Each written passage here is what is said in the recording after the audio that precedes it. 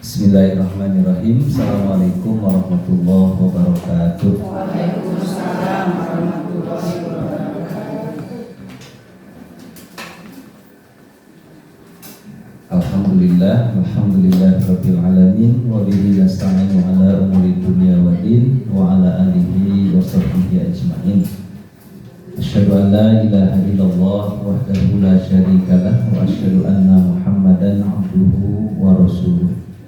Allahumma sholli ala Muhammad wa ali Muhammad waj'alna min umurina faraja wa makhraja warzuqna min haitsu nahtasib wa min haitsu la nahtasib.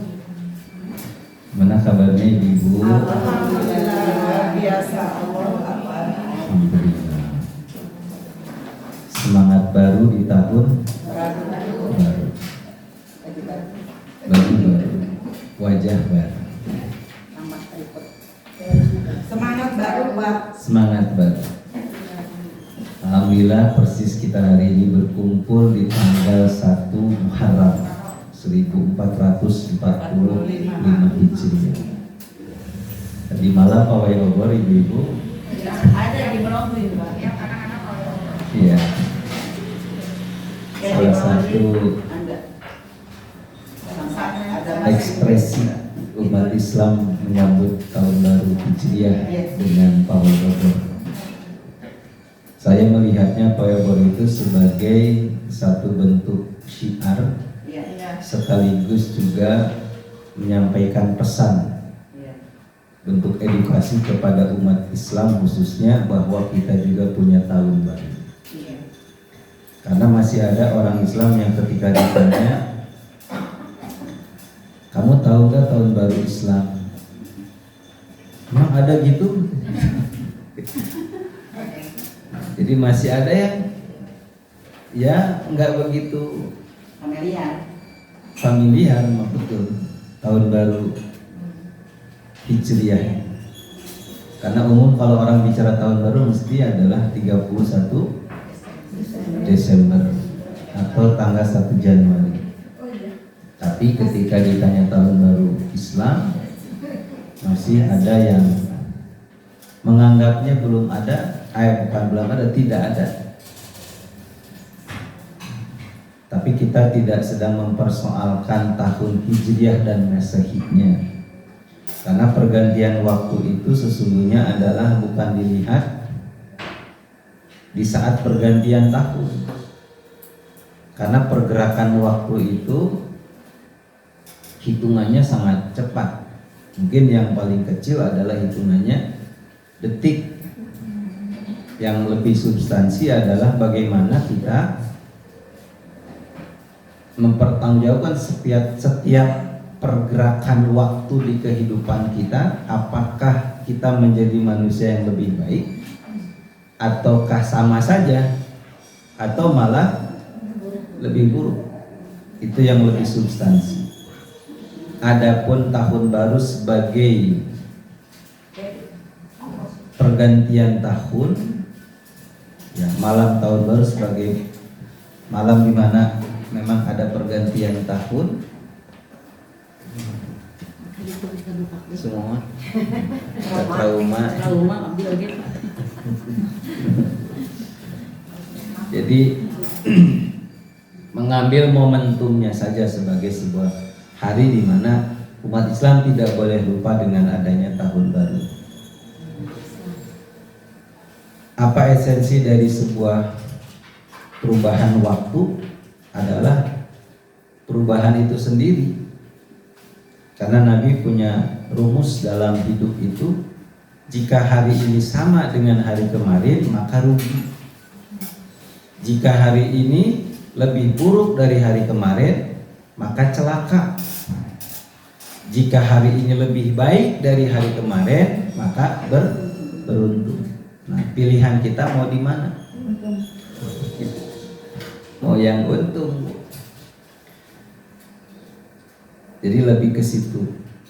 Lalu makna hijrah itu apa?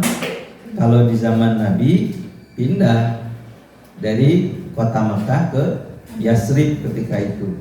Hari ini namanya Madinah. Kenapa pindah? Apakah Nabi takut dengan orang kafir Quraisy Mekah? Tidak. Nabi itu tidak pernah ada rasa takut kepada makhluk.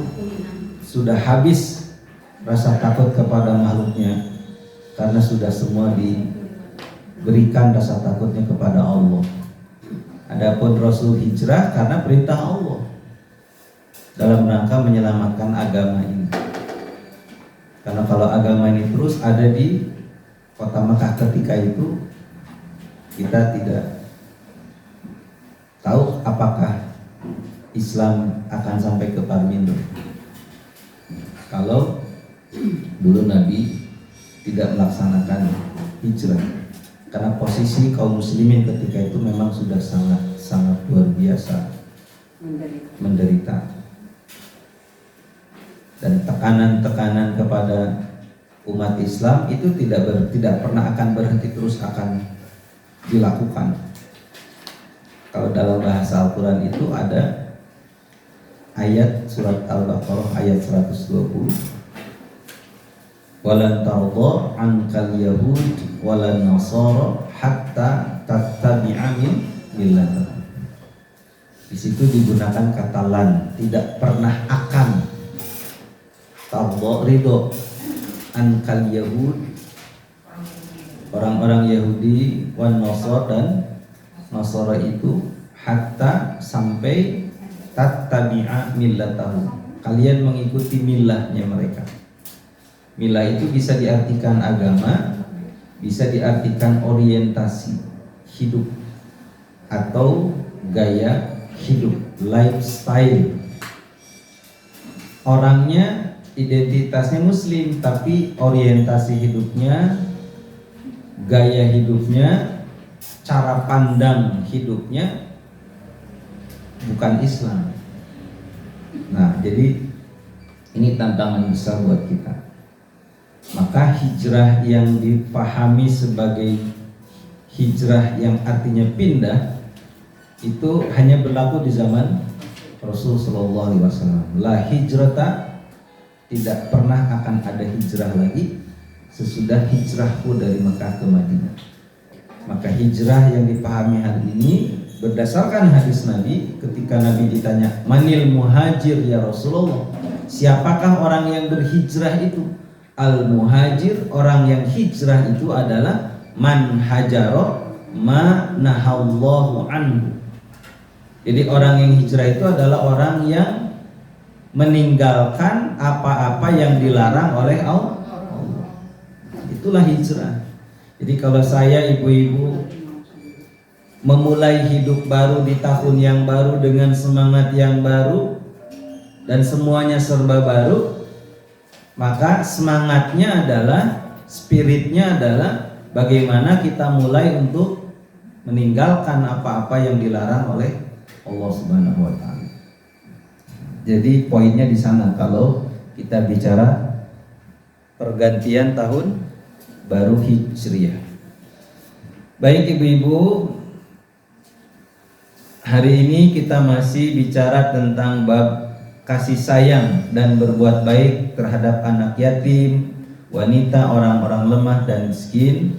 Dan kita pada bulan kemarin membahas surah Al-Hijr ayat ke-88, di mana kita harus berendah diri bagi mereka orang-orang yang beriman. Artinya tidak kita menjadi pribadi-pribadi yang pongah, yang sombong, yang jumawa, yang ujub, yang merendahkan saudara kita yang mukmin. Mau mukminnya baik, termasuk mukminnya belum baik. Jadi kita buat diksi bahwa mereka orang-orang beriman yang masih belum bersungguh-sungguh di jalan Allah, masih ada dalam dosa dan kemaksiatan, kita katakan mereka adalah orang-orang yang belum baik, bukan orang-orang yang tidak baik. Karena kita tidak bisa menjamin orang-orang yang beriman dan mereka sudah menjadi orang-orang yang baik, apakah akan selamanya baik? Kita tidak bisa menjamin. Malah boleh jadi terbalik, yang hari ini baik tapi berubah menjadi tidak baik. Yang hari ini tidak baik berubah menjadi baik, bahkan lebih baik. Maka kedepankan sifat husnuzon, berburuk sangka kepada siapapun, bahwa keadaan atau kondisi yang sedang terjadi dan dialami oleh seseorang itu adalah cara Allah untuk bagaimana kita punya sikap terbaik dalam menyikapinya. Karena orang itu baik, orang itu menjadi tidak baik karena ada faktor-faktor yang menjadi penyebabnya. Faktor yang pertama mungkin karena pilihan. Orang menjadi baik, orang menjadi baik karena orang itu memang memilih hidup menjadi pribadi yang baik atau menjadi orang yang tidak baik. Yang kedua, apa Bu? Karena lingkungan, karena pergaulan. Dengan siapa mereka berkumpul, dengan siapa mereka berinteraksi. Maka pribadi yang hari ini punya kepribadian seperti apa, ternyata ada yang kemudian berubah menjadi baik atau menjadi tidak baik karena ditentukan oleh sejauh mana dia memiliki pergaulan atau lingkungan. Yang ketiga, ada faktor apa Bu? Ada faktor kepentingan. Orang yang menjadi baik, orang yang menjadi tidak baik itu ada mereka yang hanya memanfaatkan karena di situ ada kepentingan. Karena kalau tidak ada kepentingan atau keuntungan buat dia, buat kelompoknya dan sebagainya, dia tidak akan ada di tempat itu. Artinya mereka belum dalam loyalitas atau kesungguhan yang betul-betul tulus dalam dirinya ingin menjadi orang yang baik. Dan malah kemudian menceburkan dirinya kepada sesuatu yang tidak baik karena di situ ada keuntungan yang dia dapat. Nah, yang keempat, ada mereka orang yang menjadi baik atau menjadi tidak baik itu karena tidak punya sandaran hidup, tidak punya pegangan hidup. Jadi hidupnya itu mengikuti arah mata angin.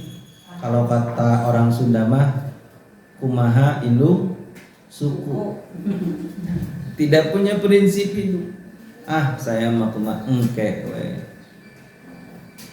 Sekarang sedang ramainya gimana? Ya saya ikut. Jadi tidak punya pendirian, tidak punya sikap. Nah, ini orang-orang yang berbahaya karena orang-orang seperti ini banyak dimanfaatkan. Apalagi mereka orang-orang yang dalam kondisi seperti itu ada dalam kelemahan-kelemahan secara intelektual, secara ekonomi, bahkan mungkin dari sisi yang lainnya pun mereka lemah, maka cenderung mereka kemudian dimanfaatkan. Nah, faktor yang sangat-sangat menjadi faktor yang juga menentukan orang menjadi baik atau tidak baik itu adalah karena qadarullah, karena takdir Allah. Dalam bahasa hadis itu dikatakan ada mereka orang yang ketika menjalani hidupnya dia melakukan kebaikan. Karena saking baiknya jarak dia dengan surga itu sangat dekat. Jadi kalau sejengkal itu mungkin terlalu jauh, nama dekat banget gitu. Tapi Allah menuliskan orang itu di penghujung hidupnya dia melakukan keburukan sampai dia wafat. Tapi ada mereka orang yang ketika menjalani hidupnya melakukan keburukan, kejahatan, hal-hal yang tidak baik, sampai jarak dia dengan neraka itu juga begitu sangat dekat.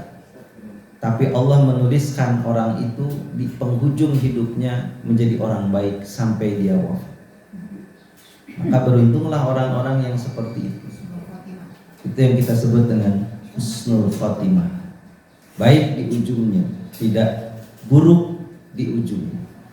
Maka kita yang sudah insya Allah dan kita terus akan berusaha untuk menjadi pribadi-pribadi yang baik ini, berusaha untuk menjaga agar jangan sampai berubah menjadi orang yang seperti dalam bahasa hadis itu. Maka apa yang menjadi penguat kita, Bu? Satu, doa.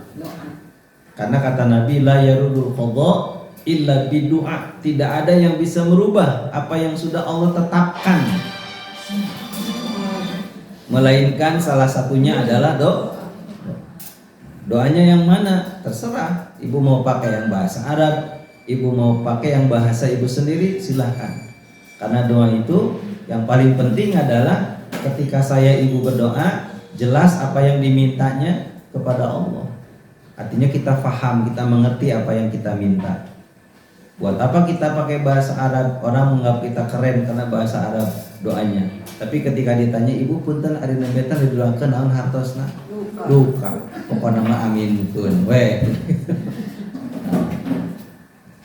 Karena dalam berdoa itu tidak mesti bahasa Arab. Tapi kalau di akhir sujud terakhir Ya. sholat itu pakai bahasa sendiri boleh apa Indonesia? Dalam rangka kehati-hatian, maka doa yang ibu ucapkan tidak dalam redaksi bahasa Arab, karena itu dalam sholat, maka dalam hati saja atau di mulut saja, kita saja yang mengucapkan itu dan cukup kita yang mendengarkannya.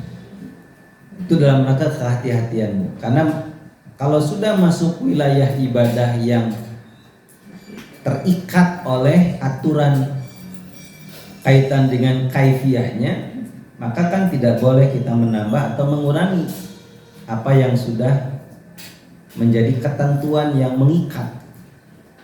Bahwa dalam sholat itu mulai ketika ibu takbir sampai kepada salam, di situ termasuk ada gerakan dan bacaannya, maka itulah yang kita kerjakan dan kita lakukan. Jangan pernah kemudian menambah-lambah dengan gerakan yang lain atau doa-doa yang lainnya.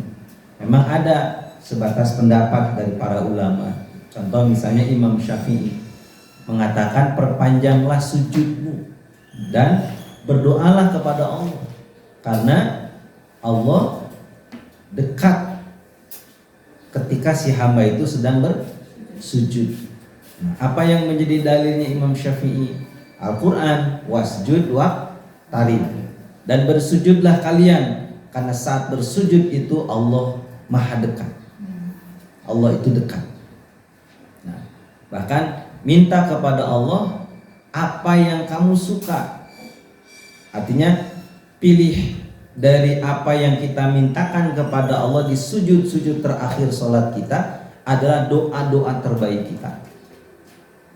Dan bukan hanya untuk mendoakan kita, doakan juga orang-orang yang prioritas di hidup kita untuk juga mereka ikut kita doakan. Orang tua, pasangan, anak, mantu, cucu, cicit, tetangga, teman satu majelis, teman satu komunitas, dan sebagainya, doakan di situ. Dan itu tidak menyalahi satu ketentuan di dalam ibadah, selama karena yang diucapkan dalam sholat itu doanya beredaksi bahasa Indonesia atau bahasa kita, maka tidak dijaharkan, tidak dalam ucapan seperti kita membaca doa-doa sholat yang lain. Bahkan Nabi mengajari doa kepada kita di sujud terakhir itu minimal dengan 3 apa yang kita minta kepada Allah. 1, Allahumma inni as'aluka husnul khatimah. Yang kedua, Allahumma rzuqni taubatan nasuha qoblal maut. Yang ketiga, Allahumma ya muqallibal qulub tsabbit qalbi ala dinik. Boleh ditambah dengan wa ala ta'ati.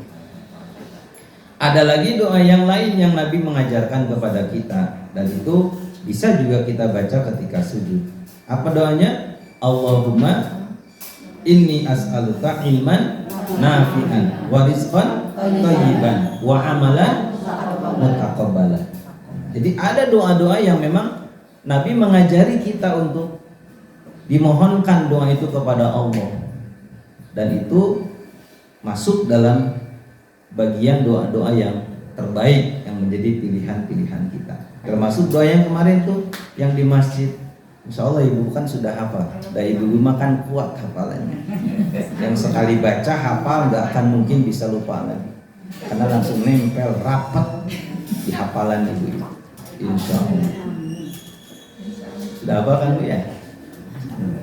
Mana semua gitu.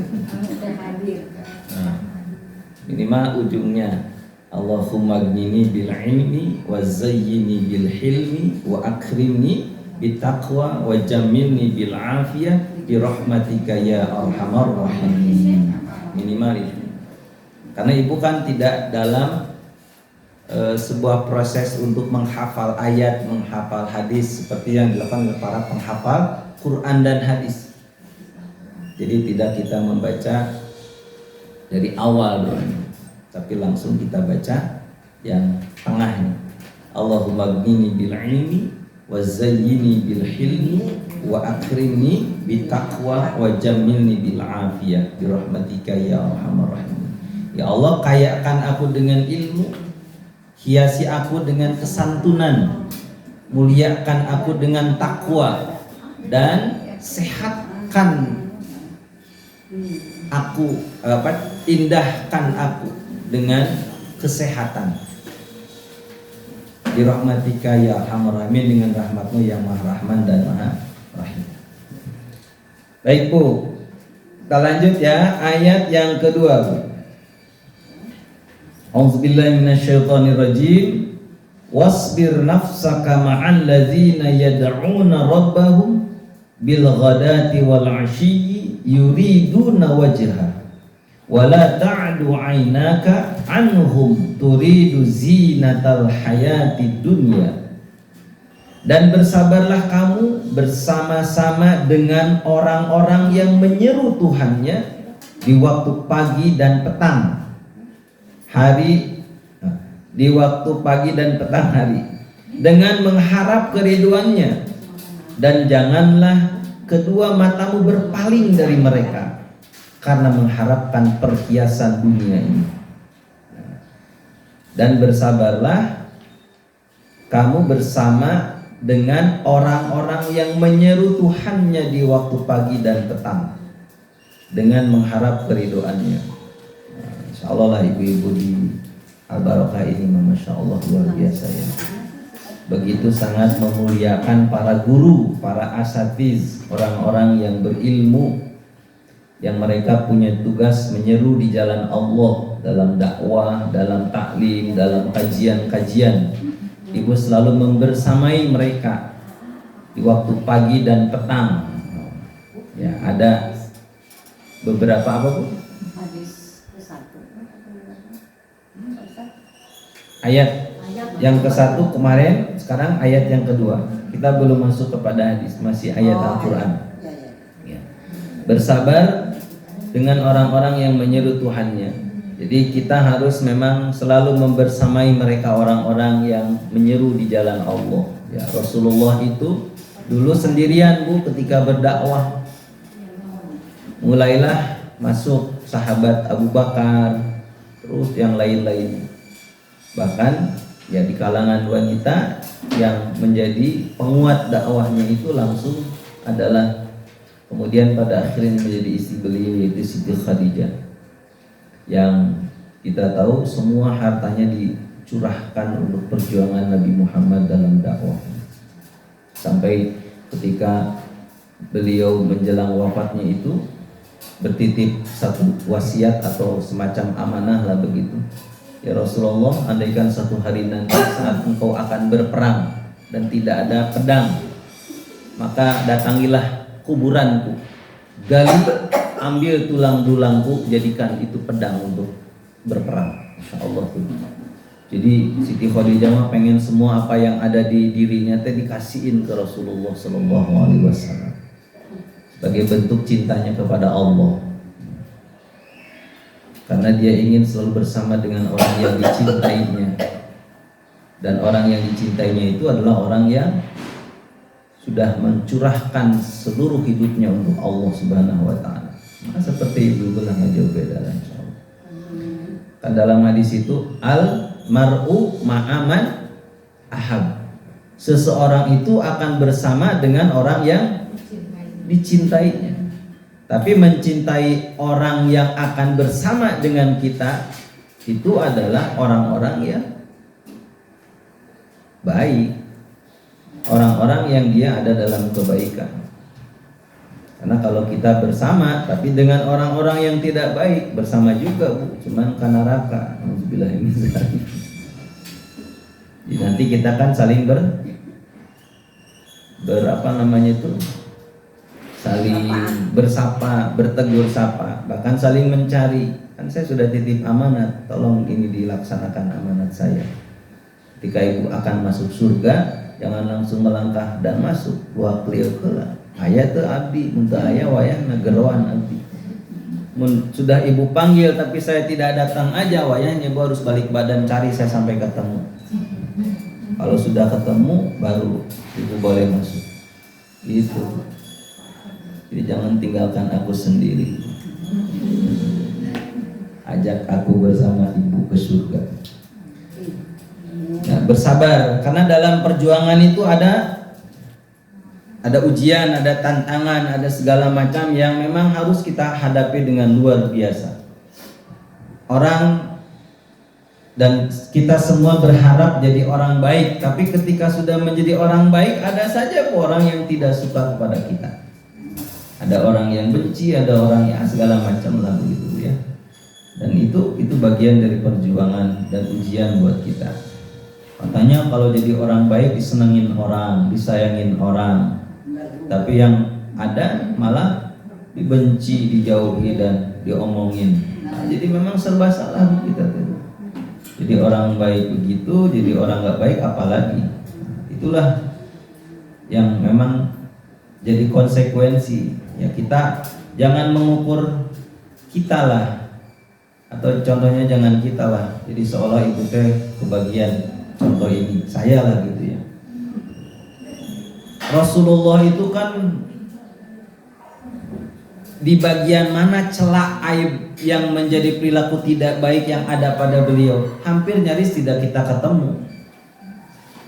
Celah aib yang itu adalah kekurangannya Nabi Muhammad SAW. Karena yang muncul selalu yang baik-baik. Bahkan sebelum diangkat menjadi Nabi dan Rasul, beliau disebut Al-Amin, orang yang begitu sangat dipercaya. Karena perilakunya luar biasa. Tapi ternyata ada saja orang yang benci kepada Muhammad. Bahkan ada yang sampai mau merencanakan untuk membunuh Nabi Muhammad SAW. Itu Nabi loh Bu. Apalagi saya yang bukan siapa-siapa. Jadi kalau saya dipepejet sama orang, dihina, dibully, dibikin cerita-cerita yang macam-macam, tapi selama saya tidak melakukan apa yang dituduhkan itu. Jadi memang jawab pernyataan itu dengan kenyataan. Biarkan orang mengatakan apa yang penting, kita tidak seperti apa yang diomongkannya. Karena kalau pernyataan dijawab dengan pernyataan, nggak akan ada ujungnya. Jawab aja dengan kenyataan, bahwa nanti orang yang ngomongin dan jelekin kita tuh ngegali lubang sendiri. Maksudnya apa? Malu sendiri. Jadi bersabar Bu ya. Ibu teh harus sabar. Dan saya percayalah ibu-ibu di sini super sabarnya. Ya. Oh iya betul. Kifarat. Jadi kifarat. Karena setiap kebaikan ini, apapun itu, semua akan berbalas di hadapan Allah. Kebaikan kita itu kan balasannya apa? Satu namanya kan pahala. Yang kedua namanya ampunan dosa. Yang ketiga, kebaikan itu akan jadi tiket kita menuju surganya Allah. Tapi kan itu bukan target utama. Dapat pahala, dapat ampunan dosa, dapat tiket surga, itu bukan target kita, tujuan kita dalam ibadah kepada Allah. Karena semua yang tiga itu adalah makhluk. Kita tidak boleh berharap mendapatkan sesuatu dari apa yang kita lakukan kepada makhluk. menyandarkannya, menjadikan tujuannya. Tapi harus karena semata-mata keriduan Allah. Karena pahala, ampunan dosa, tiket surga itu automatically. Tidak mesti saya ibu memintanya. Nggak usah cemas bu. Ustaz, pahalaan tuh iya. Nggak usah tanya bu. Ustaz, nanti kalau saya berbuat baik ini itu segala macam teh dosa saya berguguran. Nggak usah nanya. Sudah otomatis. Nanti kalau saya berbuat baik ini itu segala macam saya teh masuk surga. Nggak usah nanya. Itu semuanya sudah otomatis. Faman ya'mal mithqala dzarratin khairan. Ibu berbuat baik sekecil apapun kebaikan itu ada, Allah lihat dan Allah balas.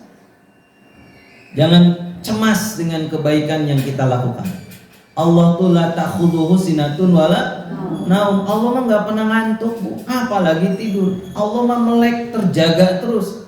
Artinya tidak selalu mengawasi seluruh makhluknya, bergerak kemana, apa yang dikerjakan, mau melakukannya kelihatan tidak kelihatan, Allah maha melihat. Makanya bu, ini dalam bab doa khusus bu ya. Ketika terbersit di hati, kemudian ada satu pernyataan yang kita buat atau ucapan, doa saya diijabah nggak ya sama Allah? Doa saya didengar nggak sama Allah? Ibu sudah menuduh Allah itu tuli. Iya bu. Padahal Allah itu as-sami' al-alim. Allah itu maha mendengar dan maha mengetahui. Jadi tuduhan yang seperti itu, tuduhan yang sangat tidak apa bu? Tidak layak. Allah itu as-sami, Allah itu al-alim. Enggak kerasa itu bu. Makanya ini saya senang dengan siapa? Ustaz Abuya Ar-Razi. Beliau pernah bilang begini. Jadi kalau kita mau berdoa ke Allah, bisikan di hati kita, ya melalui lisan tentu bu ya. Dengan kita mengatakan begini, ya Allah, sesungguhnya Engkau maha tahu apa yang aku akan minta, karena Engkau tahu apa keperluanku. Adapun aku meminta kepadamu karena aku ingin bermanja-manja denganmu.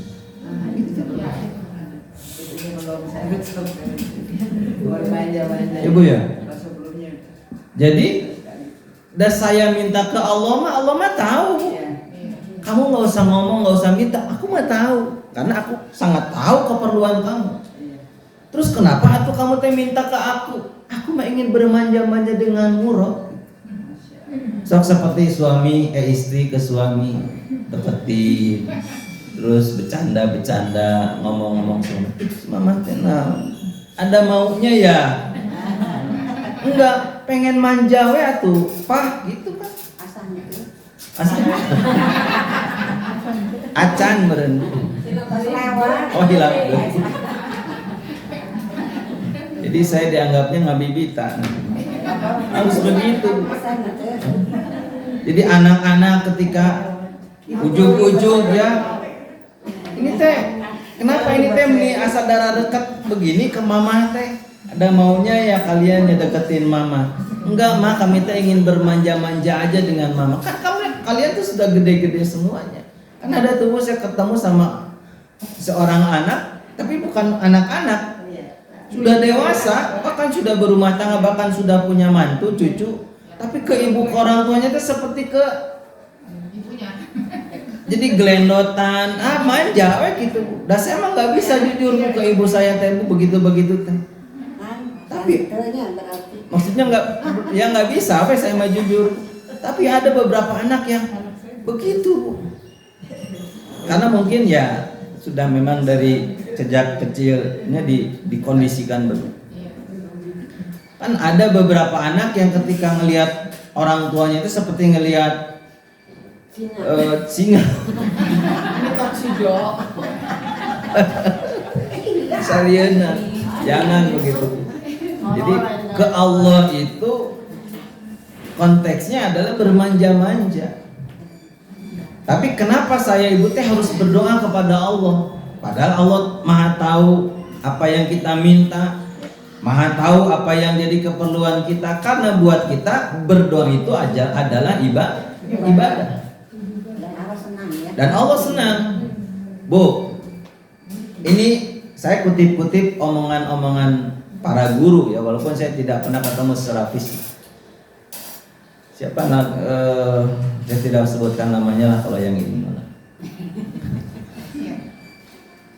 Dia mengatakan begini, kalau kita sebagai manusia banyak-banyak dan sering-sering minta kepada manusia, yang terjadi si manusia itu akan murka kepada kita. Marah.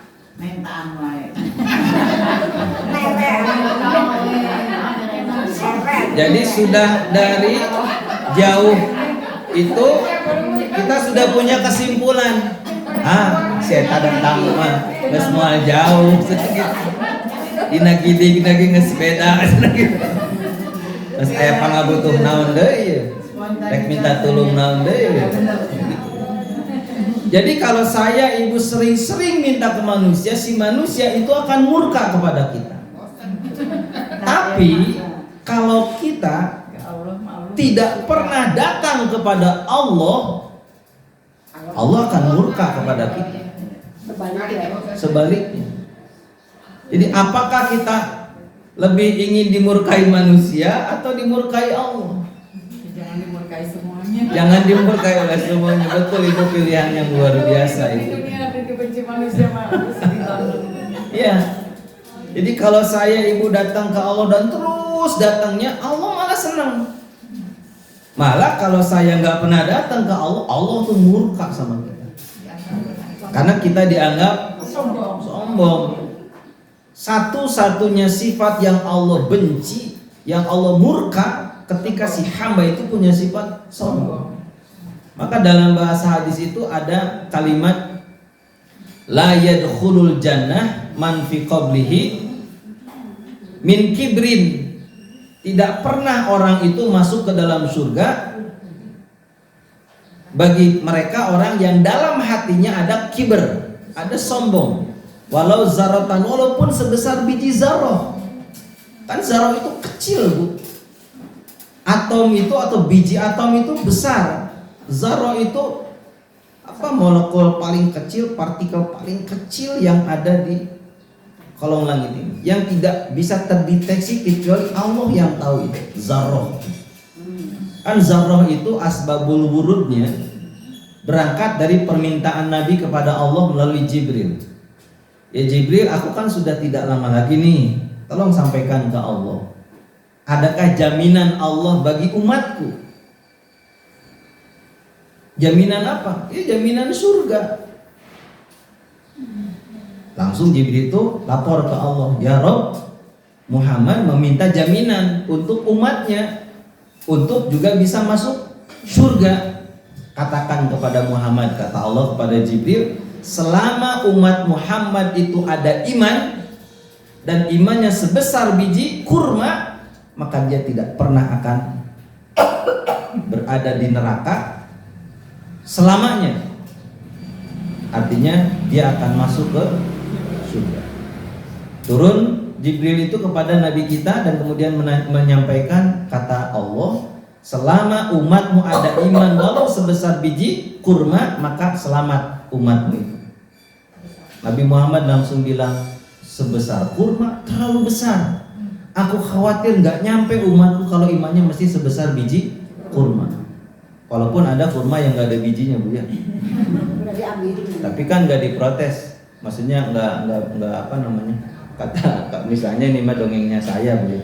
Cek Nabi Muhammad ke Jibril teh, gimana kalau kurmanya nggak ada bijinya? Kita mah nggak dongeng, Bu. Jadi jangan tanyakan gitu.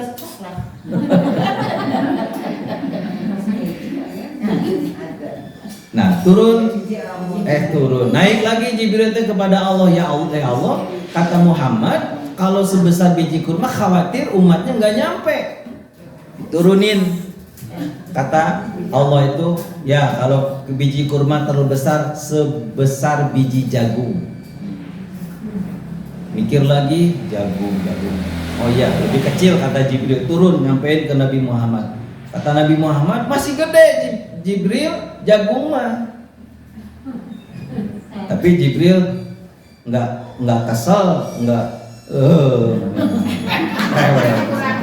Jadi orang teh kumaha kudu ka Allah deui mun kitu mah. Payahna cek Nabi Muhammad teh gitu.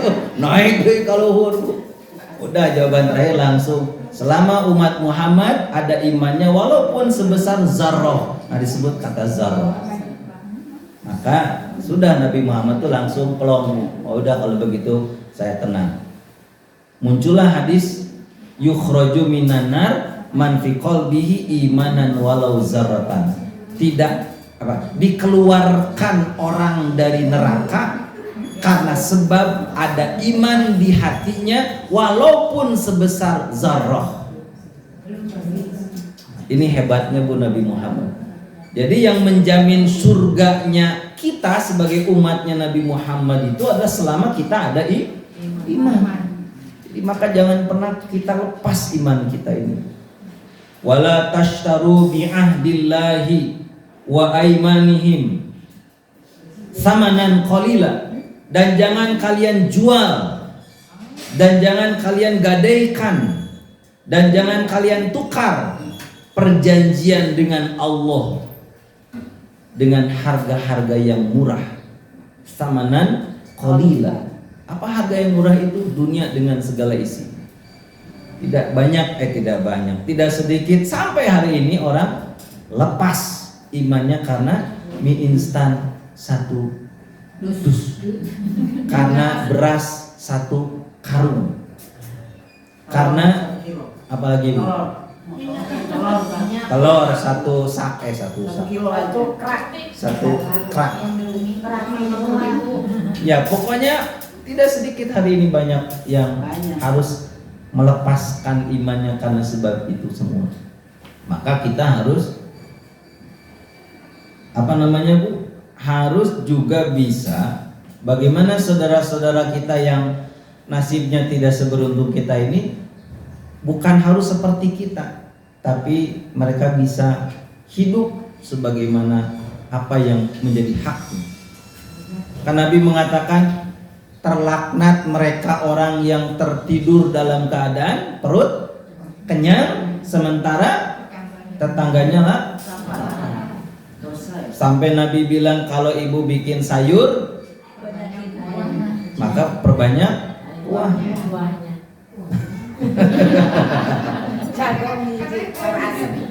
Yang dikasih jangan kuahnya aja Bu ya.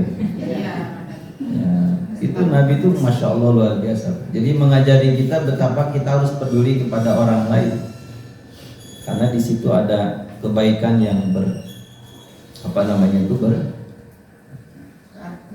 kebaikan yang terus bergerak, tidak pernah putus. Ya, kesalehan sosial. Jadi tidak ada amal terbaik melainkan apa Bu? Wakaf kan? Wakaf itu sekali kerjanya, amalnya, tapi pahalanya nggak putus-putus. Kan ada banyak alternatif masuk surga hari ini dengan amal-amal terbaik, sementara kita mungkin tidak bisa melakukan amal terbaik itu karena dengan banyak faktor lah Bu. Apa yang dimaksud saya ingin masuk surga itu karena sebab apa Bu? Misalnya contoh aja ini Bu, hafal Al-Quran. Karena tidak ada tempat terbaik di surga itu kecuali bagi mereka para penghafal Quran. Tapi kalau kita lihat, kalau saya lihat saya begitu, juga memang udah kalau sampai khatam, bahkan kalau sampai hafal 30 juz. Tapi saya tidak boleh berkecil hati dengan kemampuan dan keadaan saya. Gimana caranya saya tetap bisa masuk surga dan tempatnya sama dengan para penghafal Quran? Dengan cara apa? Dengan saya biayai mereka para penghafal Quran. Kan mereka harus makan, mereka harus punya pakaian yang mereka pakai. Maka itu yang kita berikan kepada mereka. Udah, kamu jangan mikir makannya apa, pakaiannya mana, keperluannya bagaimana, semuanya sudah dipenuhi. Maka setiap mereka menghafal, ayat yang dibacakan itu, yang dihafalkan, yang diulang-ulang itu mengalir pahalanya kepada yang menutupi apa yang menjadi kebutuhan si anak. Ini kan yang dilakukan oleh Al-Barokah. Iya, datang ke pesantren-pesantren, melalui para asatidz yang membina mereka, dan itu jariah yang tidak pernah akan putus. Doakan ya Bu, saya cepat-cepat punya pondok Bu. Kita sudah atur Bu, udah pengen, sekarang kan sudah 1445, maka ini harus segera terwujud. Target saya akhir tahun. Jadi ulang tahun saya yang nanti tuh Bu, tanggal berapa ulang tahun saya Bu, ada yang tahu? Saya kasih tahu lah, biar persiapannya rada panjang kan 6 bulan. Biar ngumpulin dari sekarang. Saya lahir tanggal 12 Desember tahun 1974. Jadi tahun ini saya 49 tahun. Cita-citanya itu dulu memang usia 40 sama dengan almarhum Bu Ustaz Tatang. Jadi kita ini sebetulnya pas tabligh khairat Bu, dalam bab cita-cita bikin pondok itu Bu. Cuman Ustaz Tatang menang dalam hal ini. Jadi di usia 45 beliau dapat kesempatan punya pondok. Tapi ya Allah punya cara yang berbeda dengan apa yang menjadi keinginan makhluk. Nah, saya kan lewat 45 itu. Beliau dapat, saya enggak, saya enggak bersedih hati. Makanya saya naikkan tuh targetnya jadi 50. Jadi 50 tahun tuh pokoknya mau enggak mau, suka enggak suka, kapasa harus punya. Jadi 1 tahun ini saya harus kerja keras untuk punya itu. Karena semua yang terjadi di hidup saya itu ada kaitan dengan Al-Barokah. Di perjalanan hidup saya itu selalu ada nyambung dengan ibu-ibu di Al-Barokah. Ibu ya, tahu kan Bu ya, kronologis hidup saya bagaimana Bu? Ya, ini cita-cita saya di tahun ini dan setahun yang ke depan. Baik Bu ya, jadi bersabar ketika kita bersama dengan mereka orang-orang yang menyeru Tuhannya, menyeru Allah di waktu pagi dan petang, tapi mengharap keridhaan Allah. Janganlah kedua matamu berpaling dari mereka karena mengharap perhiasan dunia. Lanjut Bu, fa ammal yatima fala taqhar wa ammas sa'ila fala tanhar.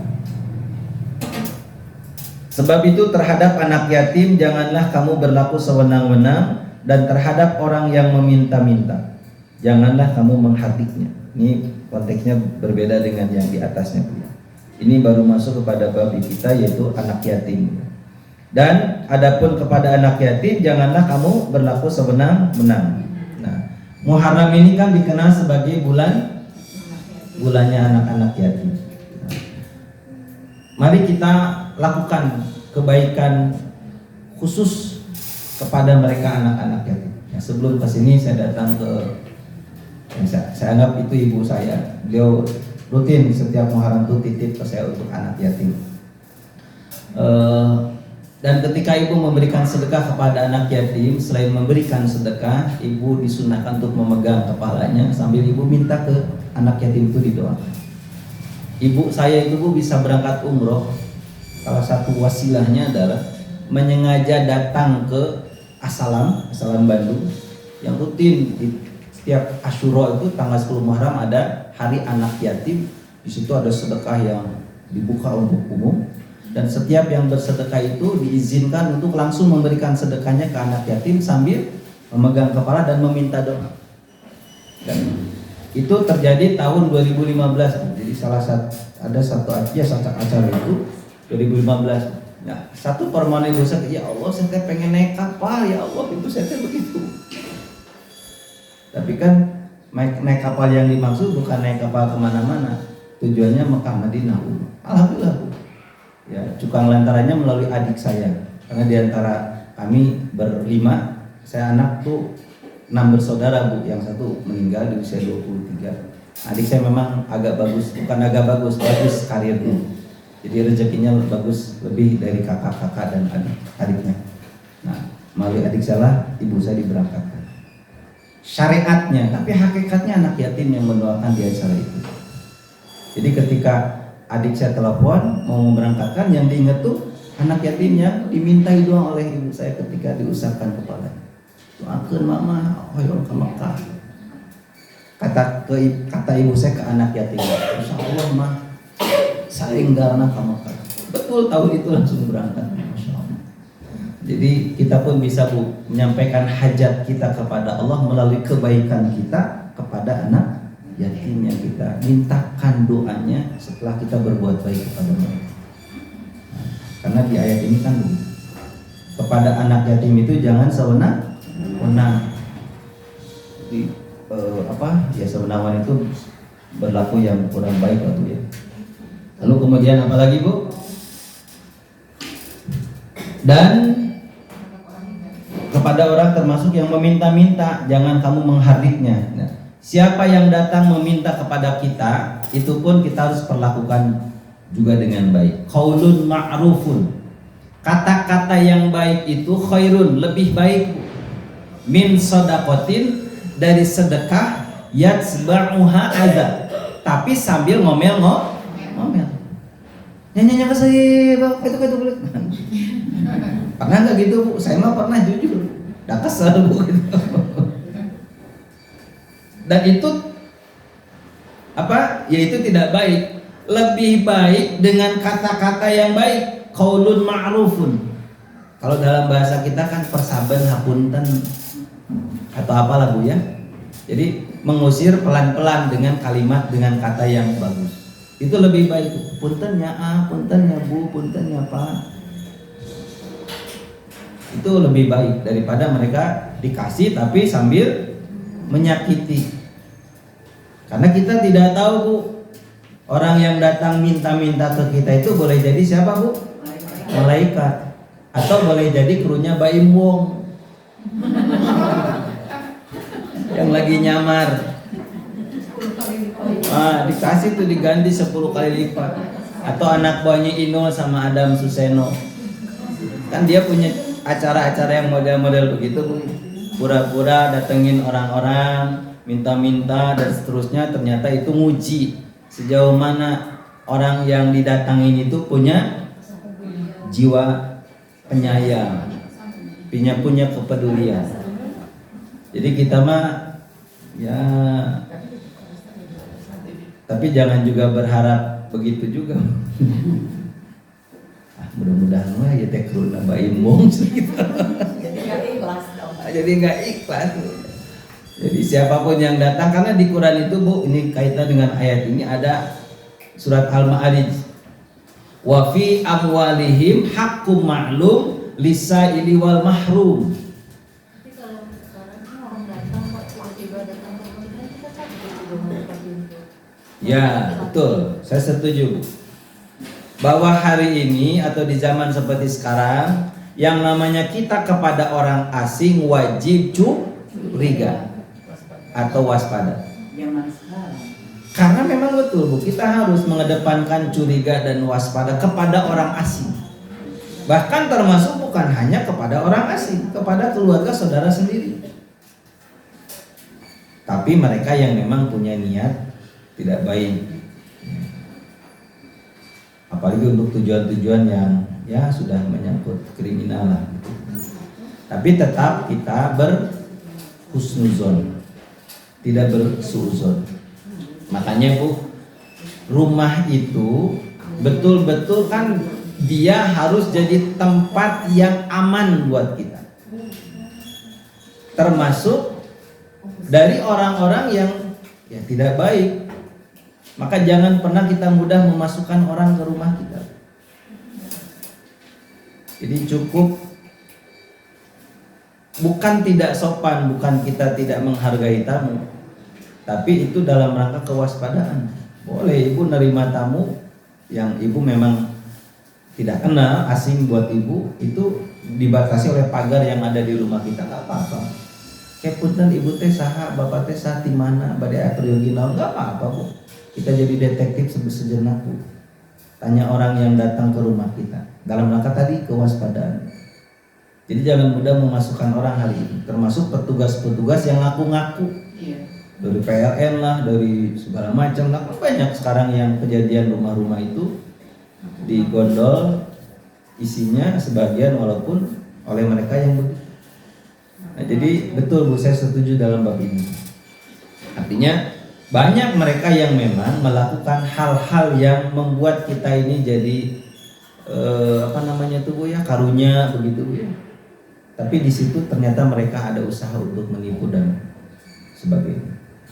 Nah, jadi di Quran itu wa fi amwalihim haqqum ma'lum lis-sa'ili wal mahrum. Ada dalam harta-harta mereka itu, maksudnya harta-harta yang ada di kita, yang itu ada haknya buat mereka. Mereka di situ lagi-lagi adalah orang-orang du'afa, orang-orang yang lemah, orang-orang yang memang kita perlu bantu karena mereka berkekurangan.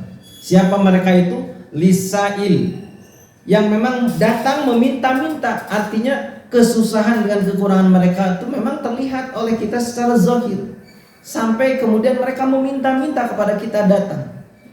Lisail.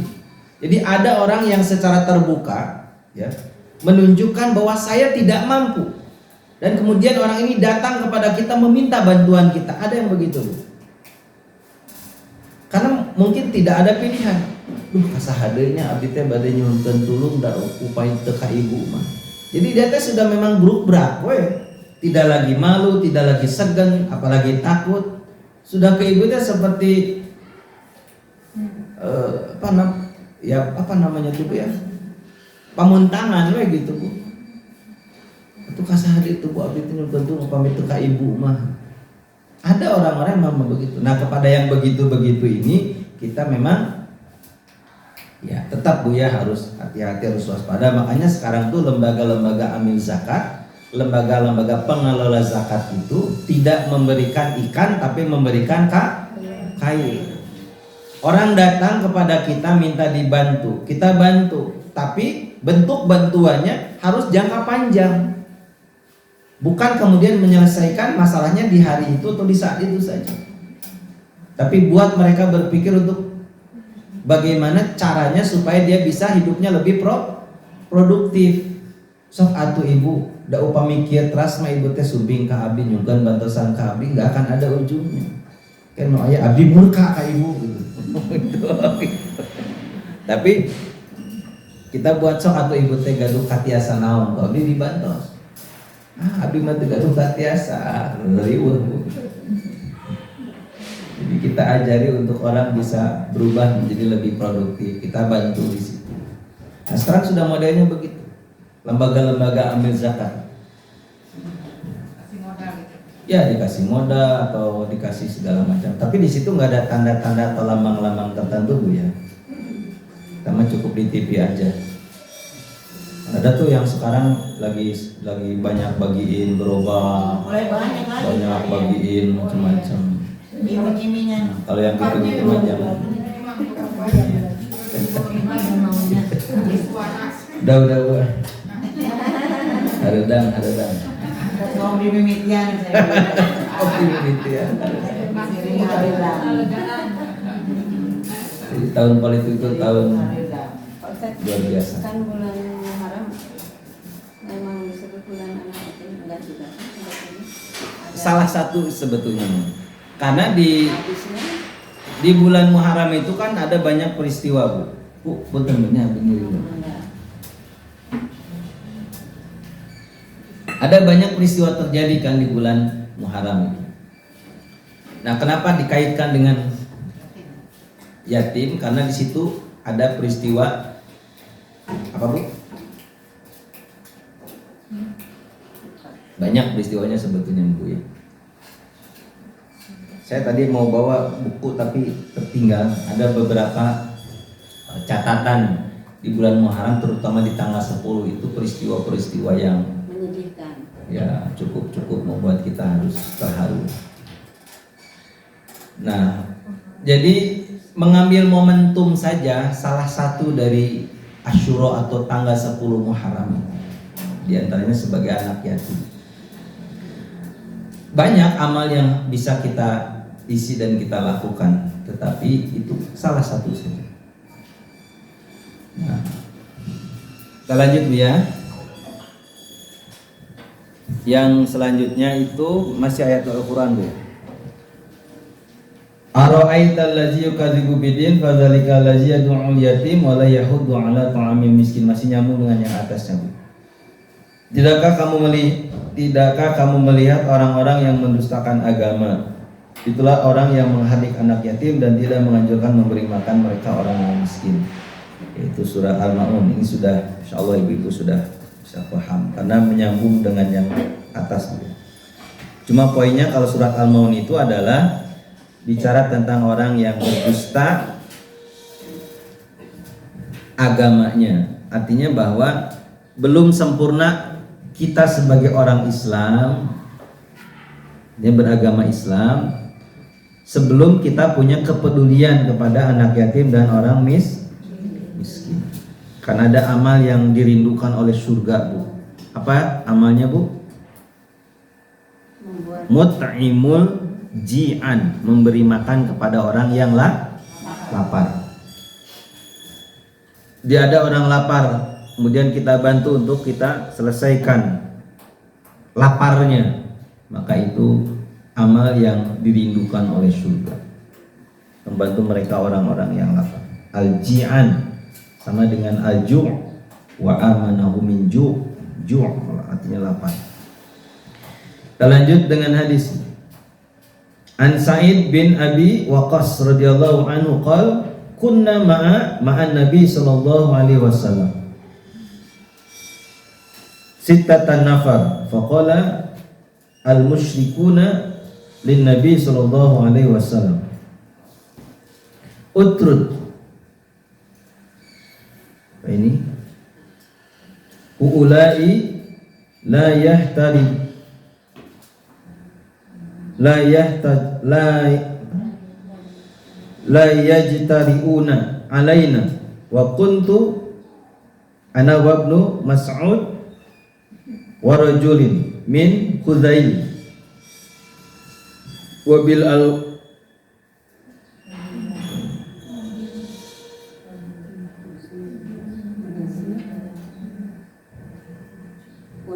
wa bil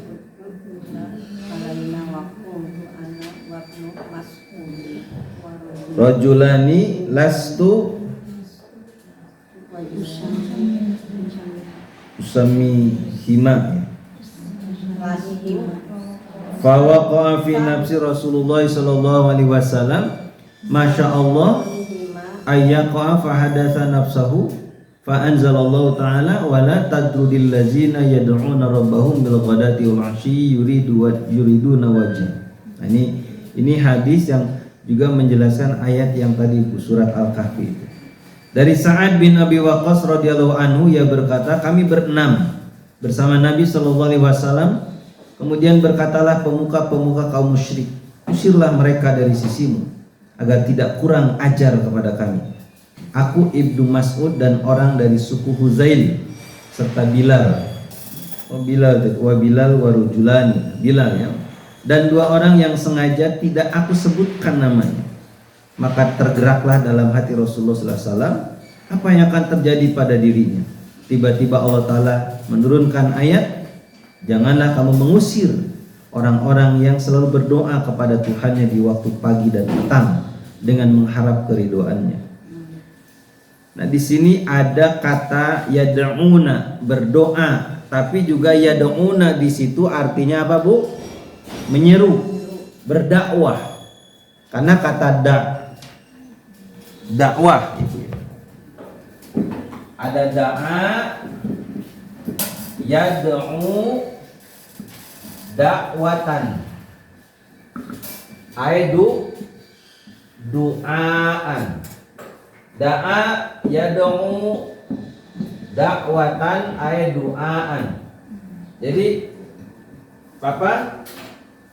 Yad'u bisa diartikan dakwah, tapi juga bisa diartikan doa. Dakwah itu apa tadi? Menyeru. Kan pernah tuh kejadian, Bu, Ustadz tidak boleh ceramah di satu daerah. Bahkan ada yang sampai mengusir. Nah, itu konteks dengan hadis ini tepat. Jangan berani-berani mengusir mereka orang-orang yang menyeru kepada Allah bil ghadati wal asyi, di waktu pagi dan di waktu petang. Ya. Jadwal pengajian itu kan ada yang pagi, ada yang petang. Bahkan ada yang malam, bahkan ada yang tengah malam. Saya pernah tuh ngasih ceramah apa dulu teh Bu di Indramayu jam 12 malam. Waduh, ripuh, karena tunduk, nggak biasa. Tapi di sana mah, di sini mah memang jam segini Ustad. Aduh, ripuh sih saya sakit. 12 tuh. Jadi yang tunduk tuh bukan mustami tapi Ustad. Assalamualaikum. Ripuh jam 12 sudah pidato.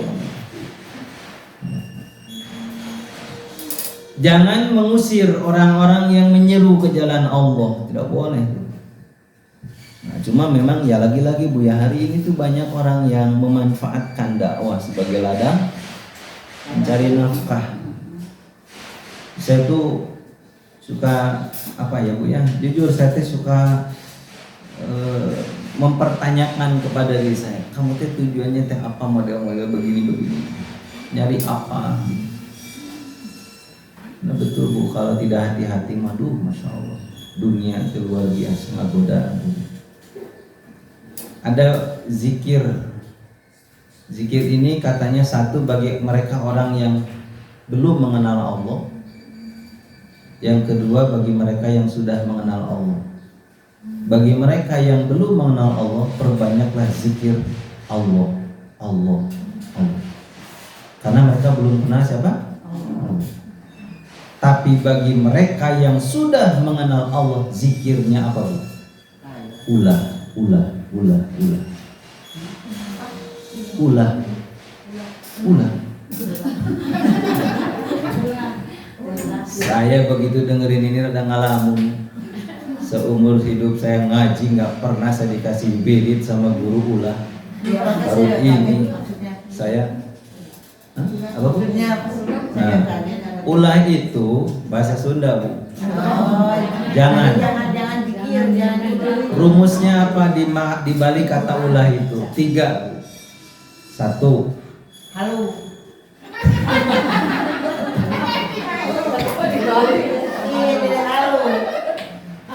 Dalam hidup, kalau kita sudah merasa punya atau mampu, ulah mentamen. Itu 1 maksudnya, ulah. Yang kedua, kalau ada orang datang baik sama kita mau ngasih, ulah nampik. Jangan no. Ulah. Nukatilu yang ketiga, ada orang ngasih sesuatu ke kita, tapi yang dikasih itu kita sudah punya.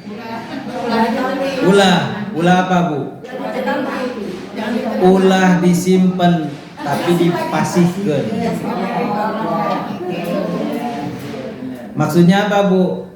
Kan ada banyak apa yang sudah kita punya, tapi ada saja orang yang ngasih ke kita. Maka ketika ada orang ngasih ke kita, terima, karena jangan ditolak. Tapi apa yang kita punya kita kasihin ke orang. Jadi yang baru kita terima, yang lama-lama kita kasihkan begitu. Rasul, para sahabat itu punya kebiasaan untuk apa Bu? Memberikan sesuatu apa yang mereka punya ketika mereka mendapatkan yang baru atau mendapatkan gantinya. Jadi kalau ditanya Rasul itu punya gamis berapa? 6. Makanya tiba heula genep. Bukankah pernah ada orang yang datang saudagar siapa gitu ngasih gamis, tetapnya jumlahnya 6 karena gamis yang lama dikasihin. Datang yang baru, yang lama dikasih yang lama, yang baru datang yang lama dikasih. Jadi tidak bertumbuh. Mau dapat seragam, ayo. Saya ada, ini curhatnya seorang bapak, seorang suami. Ustaz ada di malieur kupon bojo cenah. Naon bet lieur sih? Lomari teh beak pinuh deusian ku baju manehna. Puas pinuh, hayo cenah nambah. Kata saya teh wayahna. Alhamdulillah abi mah baju. Teu beda.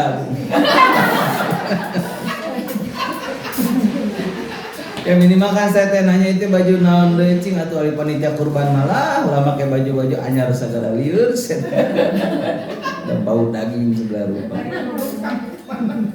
Karena kan kalau ibu-ibu mah kan Bu, ini bukan ngomongin ibu-ibu di sini, ibu-ibu di saya lah. Tidak jauh beda.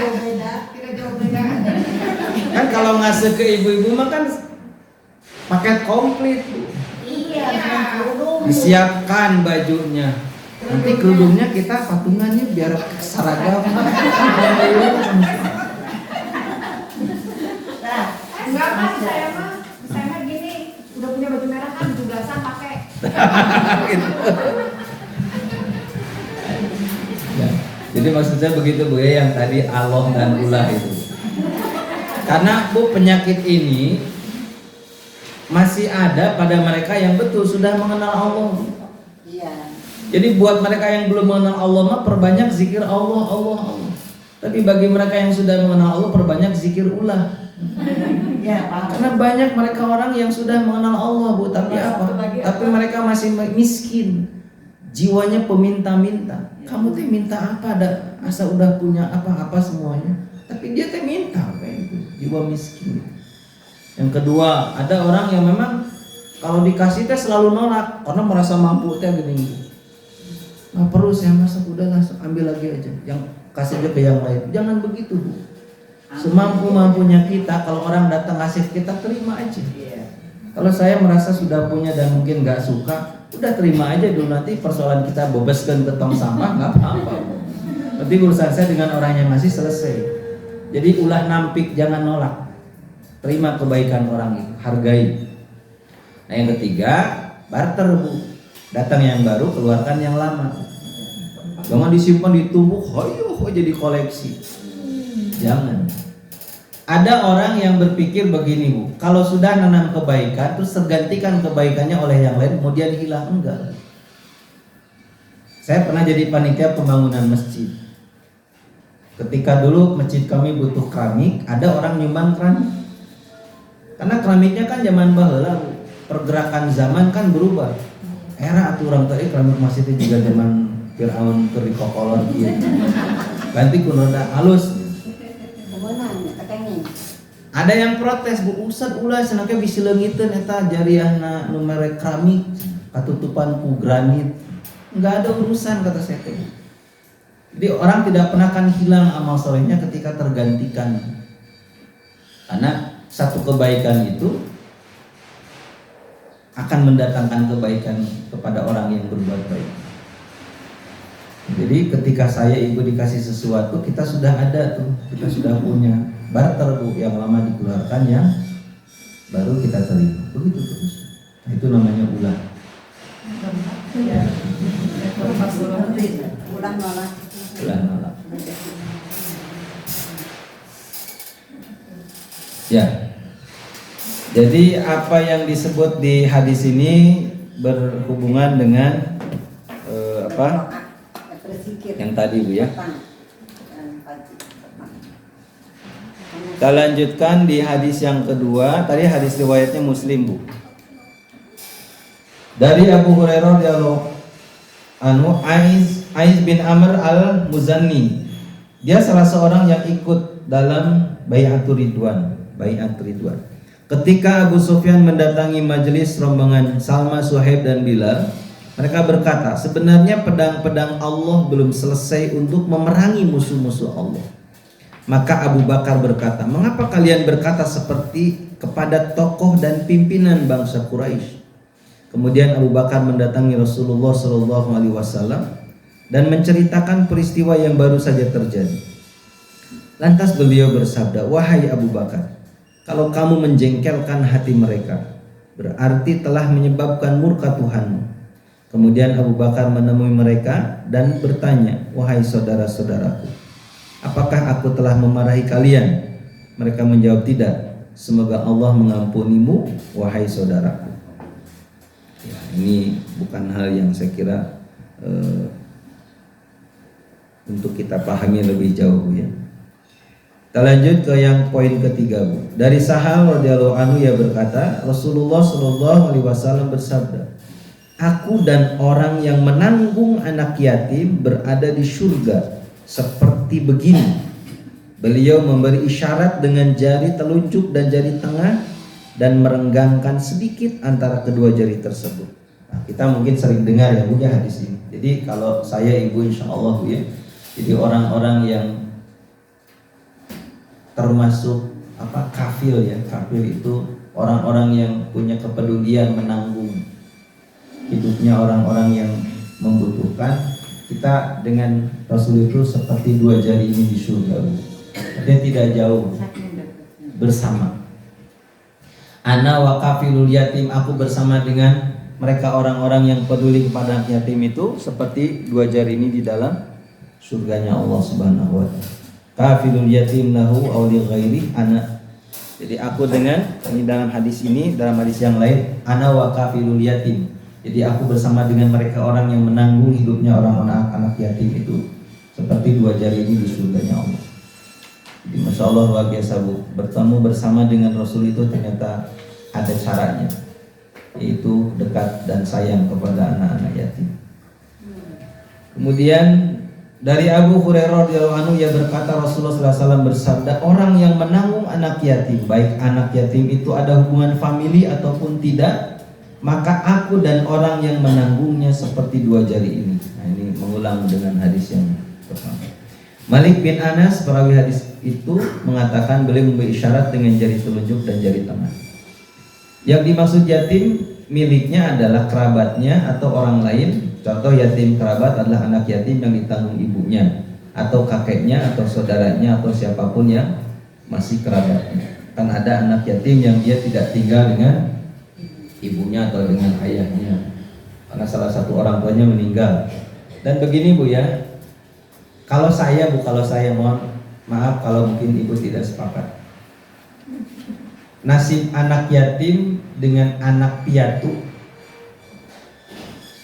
itu sebetulnya ya boleh dibilang sama. Cuma bedanya barangkali anak yatim itu kan dia kehilangan ayah, dimana ayah itu posisinya adalah orang yang mencari nafkah untuk keluarga. Sehingga ketika seorang anak kehilangan ayah, maka seolah-olah dia kehilangan orang yang akan memenuhi kebutuhan hidupnya, karena sang pencari nafkah itu sudah tidak ada. Nah, berbeda ketika anak kehilangan ibu. Dia masih ada ayah yang bisa mencukupi, membiayai kebutuhan anak-anak. Tapi kan tidak juga semua suami atau ayah ya, yang mereka mampu untuk mencukupi, memenuhi apa yang menjadi kebutuhan anak yang ditinggal oleh istri atau ibunya. Artinya gini Bu, di masyarakat itu terkadang ada mereka orang yang ingin menyumbang, tapi khusus Ustaz pun tanya, abi mah hoyong sadayana teh yatim. Sementara ada mereka orang yang juga dibantu, cuman posisinya piatu. Ya. Karena ini yang seperti dijelaskan di hadis ini. Dia tidak tinggal dengan ayah kandungnya, tapi dia tinggal dengan pamannya, dengan kakeknya, dengan neneknya, dengan kerabatnya. Yang kita tahu keadaannya. Saya tanya, ari bapana ke mana? Duka, ting leungit, ting mawar. Udah begitu istrinya meninggal, langsung hilang. Ada kan yang model-model begitu. Duka tapal gaya tenang. Karena kalau nikah mungkin saya hadir di sini. Saya sekarang sudah mulai Bu bergerak jadi naik. Jadi, tapi ada ibu makan beda ini dengan saya. Saya kan di daerah Kecamatan Lengkong. Adek.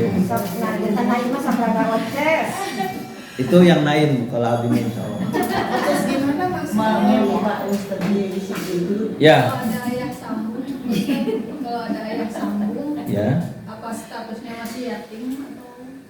Tetap yatim statusnya. Karena ayah sambung itu kan sebetulnya tidak menggantikan posisi ayah kandung. Karena dia punya hak yang berbeda dengan ayah kandung. Kalau ayah kandung itu kan bertindak langsung nanti ketika si anak perempuan yang dimaksud itu menjadi wali nikah. Ayah sambung tidak bisa jadi wali nikah. Nah, artinya memang ada beberapa hal yang posisi ayah kandung itu tidak kemudian otomatis tergantikan oleh ayah sambung. Maka posisi ayah sambung itu sebetulnya sih lebih kepada menggantikan suami, istri yang ditinggal oleh suami, atau menjadi pengganti ayah bagi anak-anaknya yang kemudian si anak-anaknya itu yang yatim kondisinya terbantu kehidupannya oleh si ayah sambung. Nah, jadi betul Bu, niatnya harus betul-betul lempeng tuh Bu, ayah sambung, ibu sambung termasuk. Jadi dalam rangka memang membantu. Karena saya pernah ditanya sama anak saya Bu, anak saya yang nomor 3 apa nomor 2? Ya.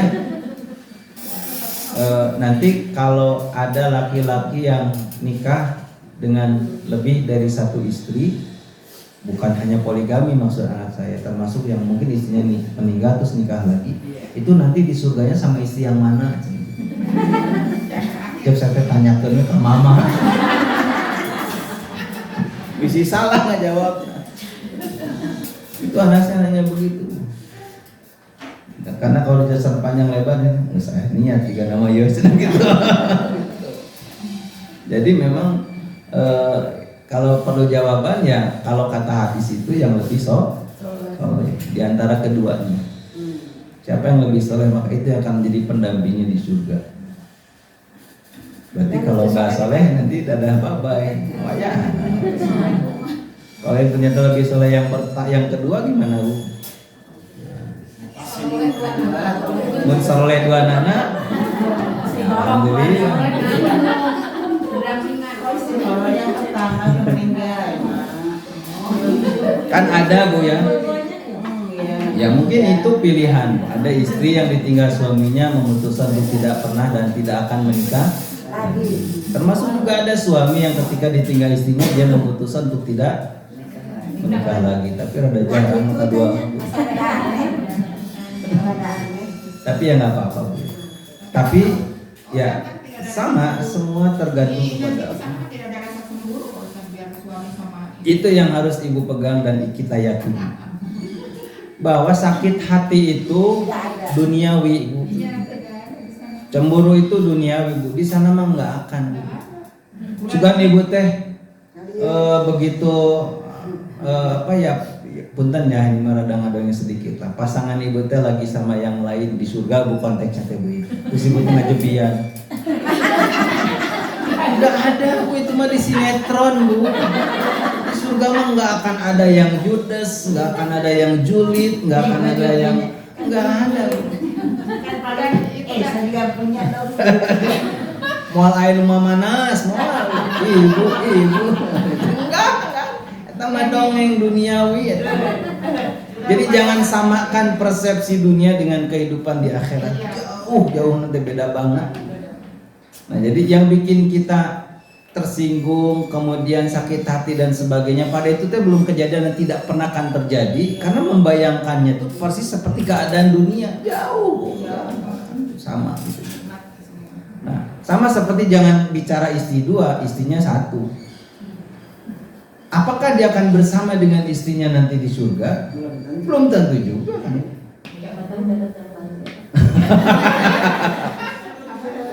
Karena ada istri yang bilang begini, Ustadz abdi masa soleh na oge da angro caroge pami di surga mah paling kayak mau dipilihnya bidadari, abdi mah diantepkeun. Bukan dongengnya sudah begitu Bu. Hari ibu jauh-jauh teuing mikir teh juga dole ka surga wae. Jadi jangan Bu, jangan bandingkan, nggak ada bandingannya. Ibu jangan pernah merasa nanti tersisihkan oleh para bidadari yang dijanjikan Allah untuk para penghuni surga. Maka ada kemudian orang yang mengatakan begini, tenang we tenang ibu-ibu da urang mah oge bakal boga naon bidadara. Sepanjang sepengetahuan saya di Quran nggak pernah ada cerita bidadara. Nu aya mah pramugara. Masih rucing Enggak, Bu. masih rucing. Tenang we ibu. Masih rucing mah. Tidak pernah akan ada masalah.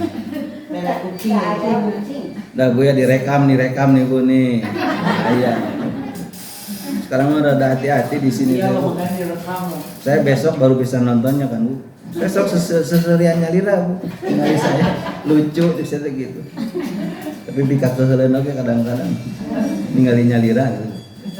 Dari Abu Hurairah. Oh iya.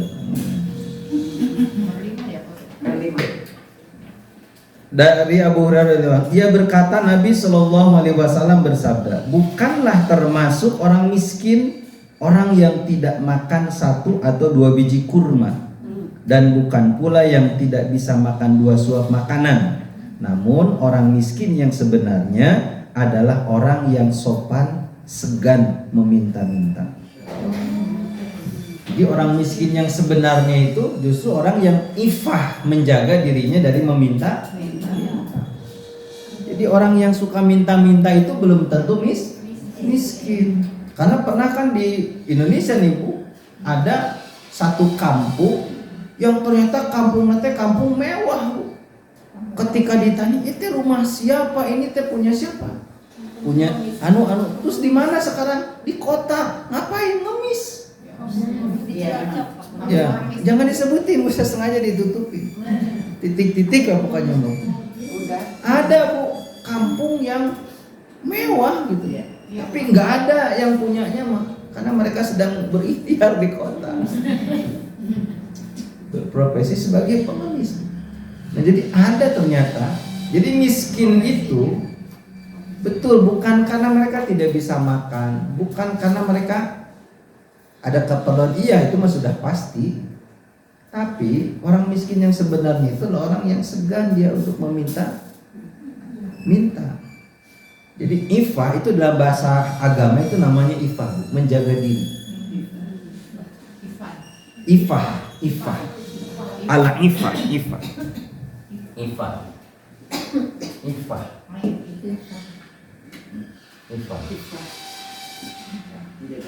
Menjaga diri dari meminta-minta.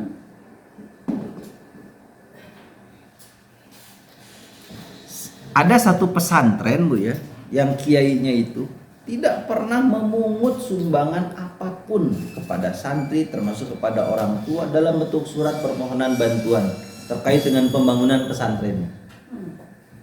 Kenapa? Karena dia dididik oleh gurunya termasuk orang tuanya, ulah menta, lamun batur merek cokot, terima. Tapi masya Allah bu rezeki nanti udah, masya Allah luar biasa.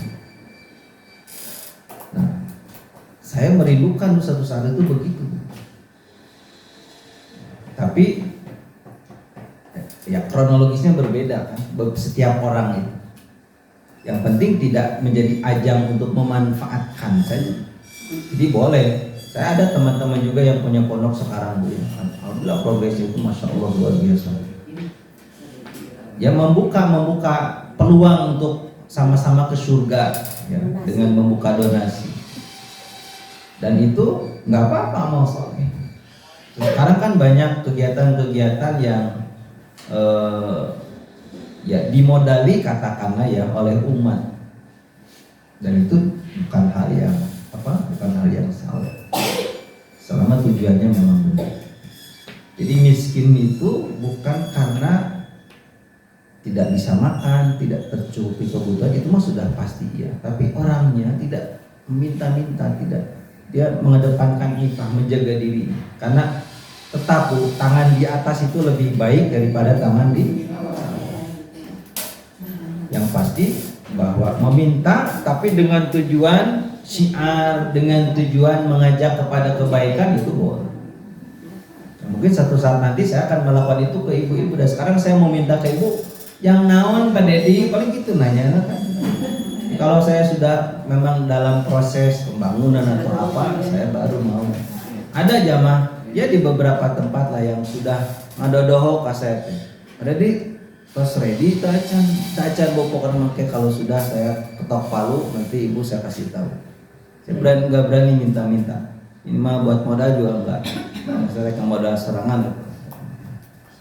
Jadi ada Bu, boleh gitu maksud saya ketika kita meminta sesuatu yang terkait dengan kebutuhan tapi lebih untuk kebutuhan yang sifatnya umat dan agama.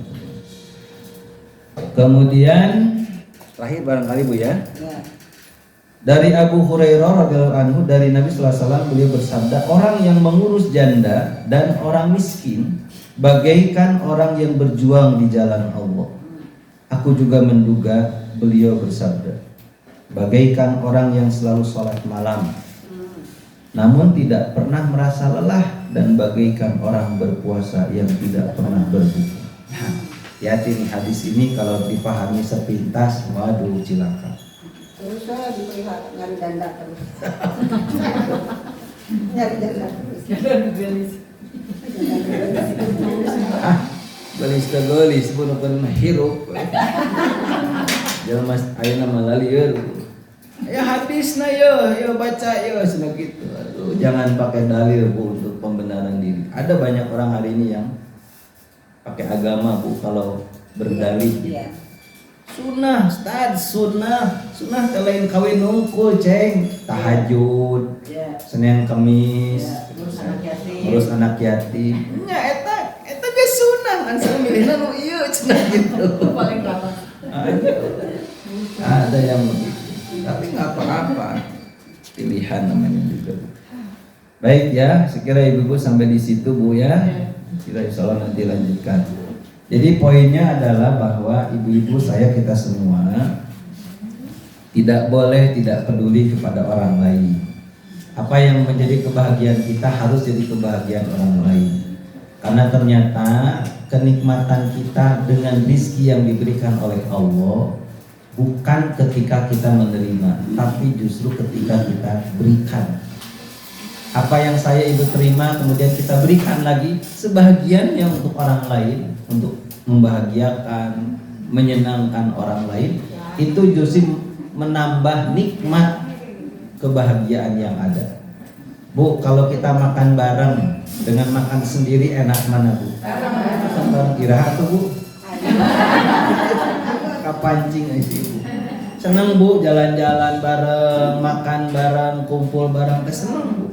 Daripada saya pergi sendiri, makan sendiri, kemana-mana sendiri, nggak enak. Karena dalam kebersamaan itu ada kenikmatan, ada hal-hal yang tidak kita temukan ketika kita sendiri.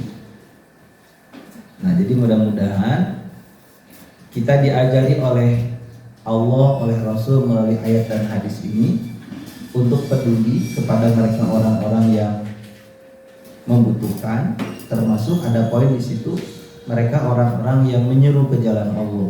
Nah, para guru, para ustadz kita yang insya Allah terus mereka istiqomah di jalan Allah menyeru umat kepada Allah dan Rasul, kita kawal mereka, kita dampingi mereka.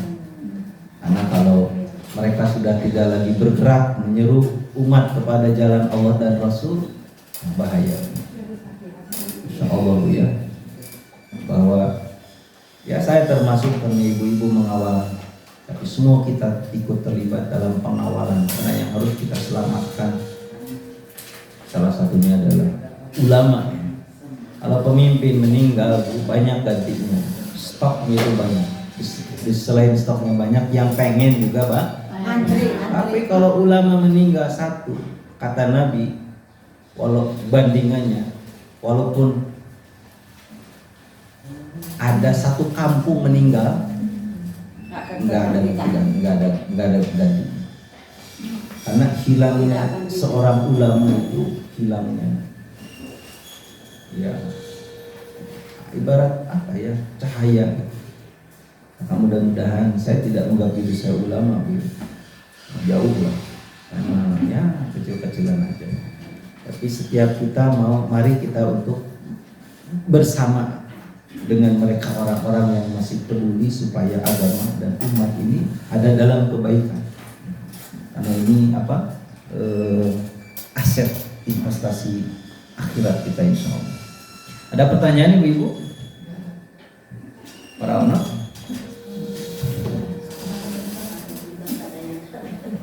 Baik ibu-ibu ya, tidak ada, kita akhiri sampai di sini sehingga kita ada waktu untuk persiapan zuhur. Terima kasih ibu-ibu, di tahun yang baru mari sama-sama kita bulatkan tekad dengan azam. Seperti bahasa Al-Quran, fa'idha azamta fatawakkal 'alallah innallaha yuhibbul mutawakkilin. Dan apabila kalian memiliki tekad, maka bertawakallah kepada Allah. Sesungguhnya Allah mencintai orang-orang yang bertawakal. Orang yang berazam itu adalah orang yang selalu memiliki niat yang baik dan mengusahakan niat yang baik itu untuk diwujudkan melalui sebuah proses yang dijalankan. Maka mudah-mudahan setiap niat baik saya, ibu kita semua tidak hanya kita simpan dalam hati, tapi kita berusaha untuk mewujudkan niat-niat baik itu sampai terwujud. Nah, itu namanya azam.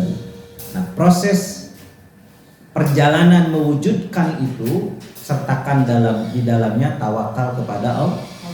Serahkan urusan-urusan yang menjadi niat-niat baik yang hendak diwujudkan itu kepada Allah. Selain itu ikhtiar secara syariat, kemudian doa kepada Allah kita lakukan. Selain itu tentu sabar, karena perlu waktu, semuanya tidak bisa instan sekaligus. Seperti sulap bim salabim abrakadabra. Walaupun sulap itu juga memang nggak begitu juga. Artinya semua butuh proses, dan proses itu adalah cara Allah menguji kesabaran kita insya Allah. Baik ibu-ibu, kita akhiri dengan doa. Mudah-mudahan kedatangan ibu semua ke tempat ini saya termasuk menjadi amal soleh di hadapan Allah Subhanahu wa Ta'ala. Ilmu yang sampai kepada kita semua mudah-mudahan ilmu yang bermanfaat. Yang salah benar, yang salah datang dari diri saya mohon maaf kepada ibu, mohon ampun kepada Allah. Yang benar datang dari Allah. Mudah-mudahan saya, ibu kita semua dijaga oleh Allah untuk hanya mendapatkan ilmu dan amal yang bermanfaat, mendatangkan kebaikan untuk dunia dan akhirat kita. Astagfirullahalazim, astagfirullahalazim, astagfirullahalazim. Allazi la ilaha illa huwal hayyul qayyum wa natubu ilaih. Allahumma shalli ala sayyidina Muhammad wa ala ali sayyidina Muhammad. Rabbana zalamna anfusana wa illam taghfir lana wa tarhamna lanakunanna minal khasirin. Allahumma inna nas'aluka husnal khatimah. Allahumma rzuqna taubatan nasuha qabla al-maut. Allahumma ya muqallibal qulub tsabbit qulubana ala dinik wa ala ta'atik. Allahumma aghnina bil ilmi wa zayyina bil hilmi wa akrimna bit taqwa wa jamilna bil afiyah. Allahumma qfina bi halalika an haramika wa aghnina bi fadlika amman siwak. Rabbana atina fid dunya hasanah wa fil akhirati hasanah wa qina azabannar. Subhana rabbika rabbil izzati amma yasifun. Wassalamu alal mursalin walhamdulillahi rabbil alamin. Terima kasih.